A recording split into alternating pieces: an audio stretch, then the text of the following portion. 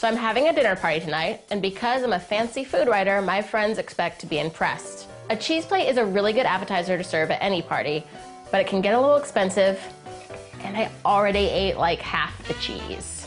Don't worry though, I'm gonna show you how to turn these scraps into something really elegant that all my friends are gonna love.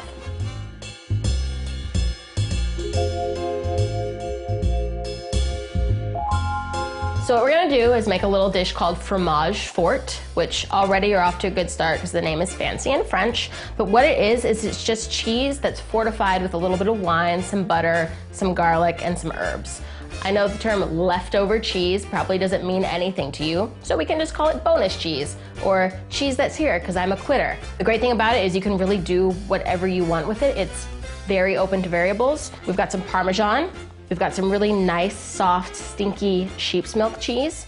We've got another cheddar type situation, and we've got some feta. You just want like a nice mix of soft and hard cheeses, not too much of one or the other. And you want about 8 ounces. So the next thing we're gonna do is we're gonna take some garlic, peel it, throw it in the food processor, and then we're just gonna pulse it. And that is good. Next, we're gonna add our cheese. So with cheese that has an edible rind like this, you can just leave that on. If it has like a hard, like Parmesan rind, don't throw that in here. You're gonna save any hard rinds for your stock bag. So let's add the feta, that's easy to crumble in. All right, and for the harder cheeses, we're just gonna grate those real quick because you want everything to disperse nice and evenly. Throw that in there. For these smaller Parmesan pieces, you can just crumble them. And if you don't have like a bunch of fancy cheese, don't worry, you can use cream cheese, you can use cheddar, straight up string cheese if that's what you have. You just want 8 ounces of like a bunch of different cheeses. And I'm just gonna pulse that real quick to combine. Yeah.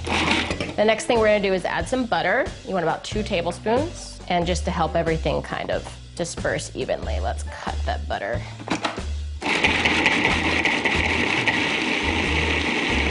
Oh, and you'll see it'll start to ball up, which is good.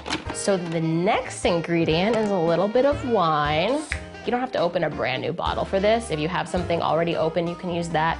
You can also use a little bit of vermouth. You don't need a ton, you just want to add a little flavor, help everything kind of like soften and emulsify. So we're just gonna add a splash. Oop, that's good. And now for the final touch, we're just gonna add in some herbs. Got some Italian parsley here. Add some thyme in there. One more blend. And that is gorgeous. I like to split it up over 2 different serving dishes so you can, not everyone hovers around the same one. It's amazing how hard it is to make food look pretty sometimes. So now we have a fromage fort with our little accoutrements. As far as what you should serve it with, I like crackers, I like breads, I like vegetables to pretend like I'm a healthier person, and also just because radishes are delightful. Rainbow carrots are a great thing to serve because they're beautiful, they're crunchy, they're sweet, they go great with cheese.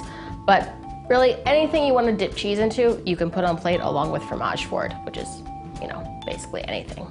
You can also make it a day ahead of time, 2 days ahead of time, or if you're like running late and you need to make it last minute, right before you serve it. It's really super adaptable, easy to make, and it'll free up a bunch of time, letting you focus on the more important parts of your party, like the playlist.